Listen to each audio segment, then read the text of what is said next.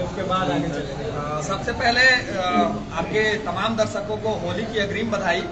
और ये पर्व इसलिए मनाया जाता है कि हम लोग के बीच में थोड़ा सा जो मतभेद होता है उस मतभेद को भूल के हम लोग एकजुट होते हैं और आगे साथ चलने का कसम खाते हैं। तो जेबी के परिवार भी थोड़ा सा कुछ था जिसको आज खत्म करके बहुत सारे लोग उत्साहित हो रहे थे। जैसे बरसात में मेढक टिमटिमाने लगता है ना, हाँ, तो उसी तरह से कुछ लोग थे जो टिमटिमा रहे थे।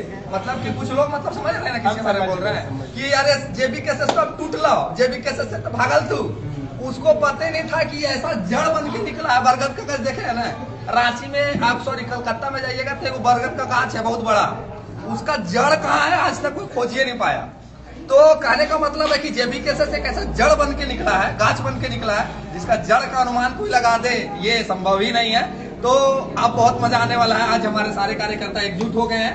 हम लोग आज के बाद ये प्रतिज्ञाबद्ध है कि दीपक गुप्ता ही इस बार चतरा लोकसभा के सांसद होंगे। एक चीज जानना चाहेंगे, आप तो केंद्रीय महामंत्री भी हैं, आपसे एक चीज बहुत इम्पोर्टेंट चीज पूछना चाहेंगे कि आज चतरा में भाजपा ने स्थानीय सांसद के बारे में अपना घोषणा लगभग तय कर दिया है, इसके बारे में क्या कहेंगे? अग्रिम बधाई उनको भी कि जिन्होंने स्थानीय सांसद को यहाँ देने का काम किया। तो आप भी सोचिए कि किसके वजह से सांसद आज यहाँ आया स्थानीय।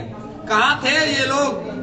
हमको लगता है 17वां या 18वां बार चुनाव होने जा रहा है लोकसभा में। कहाँ थे ये लोग? इनको पहले नहीं दिख रहा था कि स्थानीय भी कोई चीज होता है।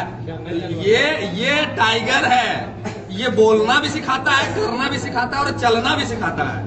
तो हम लोग तो चलिए रहे स्थानीय के साथ में, लेकिन ये चतरा वासियों के, चतरा लोकसभा वासियों की खुशी का माहौल है कि तमाम पार्टियों ने प्रतिज्ञा ले लिया है कि इस बार स्थानीय सांसद, और खास करके जिस पार्टी का आपने नाम लिया है, मैं उस पार्टी को, उस पार्टी के कार्यकर्ता हो, चाहे सपोर्टर हो, चाहे उनका वोटर हो, उनको एक सीधा संदेश है कि क्या चतरा में कुब्बत या फिर क्या चतरा में ऐसे व्यक्ति को चुनाव में लाना जो रिटायरमेंट की ओर जा रहे हैं और उनको चुनाव में लाना, ये कहाँ से मतलब कहाँ से उचित है? जब हम लोग देश में बॉर्डर को फौजी को जब हम लोग ये लेते हैं, क्या बोलते हैं, नहीं फौजी को जब हम लोग ज्वाइनिंग कराने के लिए जब उनका मापदंड लेते हैं तो उसमें भी क्राइटेरिया होता है कि 18 वर्ष होना चाहिए। तो देश की सेवा जो बॉर्डर पे करते हैं उनका वर्ष 18, और जो चतरा का लोकसभा का नेतृत्व करेगा उनका प्लस 60+। ये कहाँ चलतो भैया, ना चलतो। चच्चा तू गार्जियन दे, गार्जियन बन, हमरा दिशा निर्देश दे, लेकिन अब हमरी के कर दे, तोरो बेटा हमरे नियर होता तो ओकरा भी तू मदद कर। लेकिन अब तो तनी सुन धैर्य रख, अब हम इनके बारी है, युवाओं की बारी है।